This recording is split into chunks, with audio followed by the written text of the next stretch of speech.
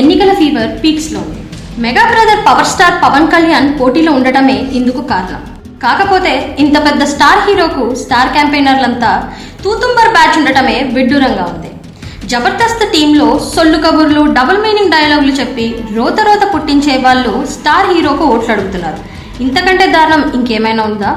పవన్ కళ్యాణ్ ఒక్క మాట చెబితే ఎండాకాలంలో వడగళ్ల వానల దడదడమని ఓట్లు పడాలి, కానీ అతడే ఓటు కోసం తపస్సు చేస్తున్నాడు. ఇక్కడ ఆయన కోసం వీళ్ళు ఇంటింటికి తిరిగి బిచ్చం ఎత్తుకుంటున్నారు.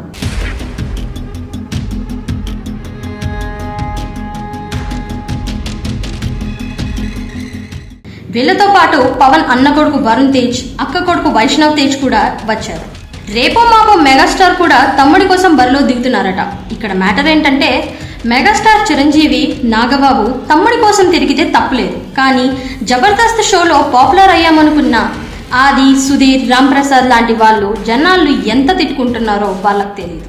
వాళ్ళేమో పెద్ద స్టార్లు అనుకుని ఊగిపోతున్నారు. అన్నయ్య పవన్ కోసం నెల రోజులు షూటింగ్ బంద్ చేసుకుని పిఠాపురంలో తిరుగుతున్నామంటూ బిల్డప్ ఇస్తున్నారు.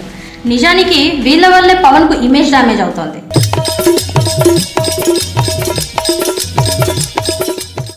పవన్ ఒక్కడే తిరిగినా జనం ఓటేస్తారు, ఎందుకంటే ఆయన కరిజ్మా లాంటిది. కానీ వీళ్ళ వల్ల ఉన్న పరువు కూడా పోతోందని పవన్ ఒరిజినల్ ఫ్యాన్స్ చెప్తున్నారు. డబుల్ మీనింగ్ డైలాగ్ గాళ్ళు పవన్ కు ప్రచారం చేయడం ఏంటని పీఠాపురంలో జన సైనికులే తిడుతున్నారు. నాగబాబు క్లోజ్ గా ఉండడంతో పవన్ ను ఓన్ చేసుకుని రెచ్చిపోతున్నారని పీఠాపురం ఓటర్లు అంటున్నారు. అంత పెద్ద హీరో వీళ్ళ వల్ల దిగజారిపోతున్నాడని ముందు వీళ్ళను పిఠాపురం నుంచి ప్యాక్ చేయించాలని కోరుకుంటున్నారు. ఇలాంటి వాళ్ళ వల్లే పవన్ ను పిట్టల ద్వారా అంటున్నారని, ఇలాంటి సంతను వెంట వేసుకుని తిరిగితే ఇంకేమంటారని జన సైనికులు సీరియస్ అవుతున్నారు. చూసారా పవన్, ఇది మీ ఫాలోయింగ్, ఇంతకంటే ఇంకేం చెప్పాలి?